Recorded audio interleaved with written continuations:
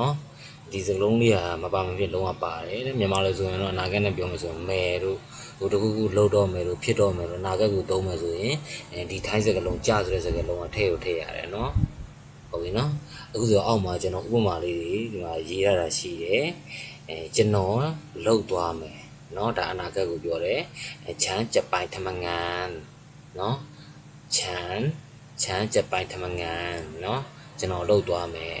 အိမ်ပြန်မယ်ချမ်းကြက်ကပန်းဒါမှမဟုတ်ဖုံနဲ့သုံးလို့ရတယ်နော်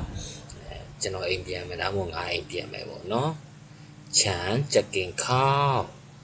ထမင်းစားမယ်ငါထမင်းစားမယ်ဒါမှမဟုတ်ဖုံကြက်ကင်ခေါကျွန်တော်ထမင်းစားမယ်နော်ကြားပါတဲ့အတွက်အနာဂတ်ကိုပြောတဲ့စကားလုံးဖြစ်သွားတယ်ပေါ့နော်ချမ်းကျွန်တော်နော်ငါအိမ်မယ်ဒါမှမဟုတ်ဖုံကျွန်တော်အိမ်မယ်နော်ထိုင်းဘာသာသင်မယ်နော်ငါထိုင်းဘာသာသင်မယ်ဒါမှမဟုတ်ကျွန်တော်ထိုင်းဘာသာသင်မယ်ဆိုရင်ချမ်းကြလီယန်ဖတ်စာထိုင်းနော်ချမ်းကြလီယန်ဖတ်စာထိုင်းငါထိုင်းဘာသာစကားကိုသင်မယ်ပေါ့နော်မနှက်ပြန်လာမယ်နော်မနှက်ပြန်လာမယ်ဆိုရင်ဖရူနီချမ်းကြမာနော်မနှက်ပြန်ကျွန်တော်လာမယ်ဒါမှမဟုတ်ရှင်ငါလာမယ်ပေါ့နော်ဖရူနီဖုံကြမာ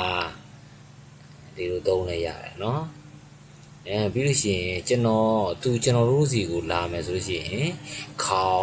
ဂျမဟာရောင်နော်ခေါဂျမဟာရောင်နော်ကျွန်တော်တို့စီလာမယ်ပေါ့လာရှာမယ်ပေါ့နော်ခမရပဲသွားမှာလဲဆိုလို့ရှိရင်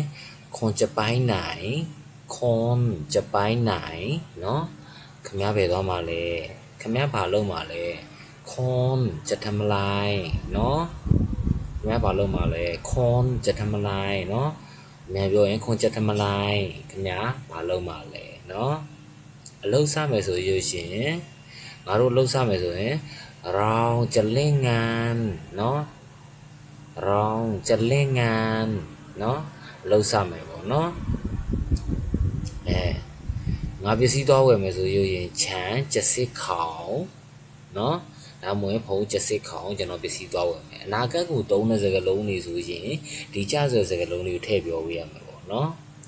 ပြီးရှင်ငါမင်းကိုဖုံးခေါ်မယ်ချမ်းချက်ထိုဟာခွန်နော်ကျွန်တော်တင့်ကိုဖုံးခေါ်မယ်ဒါမှမဟုတ်ငါမင်းကိုဖုံးခေါ်မယ်သုံးလို့ရနော်ချမ်းချက်ထိုဟာခွန်နော်ပြီးရင်ငါမင်းကိုစောင့်မယ်ချမ်းချက်လော်ခွန်နော်ကျရောနော်ဒါမှမဟုတ်ရှာမလိုက်ရှင်လော်နော်ချမ်းချက်လော်ခွန်နော်ငါမင်းကိုစောင့်မယ်ချမ်းချက်ချွေးခွန်ငါမင်းကိုကူညီမယ်ဒါမှမဟုတ်ရင်ကျွန်တော်တင့်ကိုကူညီမယ်ဒါမှမဟုတ်ဖုန်းချက်တော့နော်မွေးရတော့မယ်ဖုန်းချက်တော့မွေးရတော့မယ်နော်ဒီလိုလဲသုံးလို့ရတယ်ပြီးရင်ကျွန်တော်မသွားဘူးဒါမှမဟုတ်ငါမသွားဘူးဆိုရင်ချမ်းကြမိတ်ပိုင်းငါသွားမှာမဟုတ်ဘူးနော်ခေါကြမိတ်မှာသူလာမှာမဟုတ်ဘူးနော်ဒီမှာအနာဂတ်စကားလုံးဒီမှာမှားပြပါနော်ချမ်းခေါကြမိတ်မှာသူလာမှာမဟုတ်ဘူးတူလိုက်မလားကြပိုင်တွေးမိုင်ကြပိုင်တွေးမိုင်အတူလိုက်မလားဟုတ်ပြီနော်ပြီးရင်ပါရှိအောင်မလဲယူမလားကြအောင်မိုင်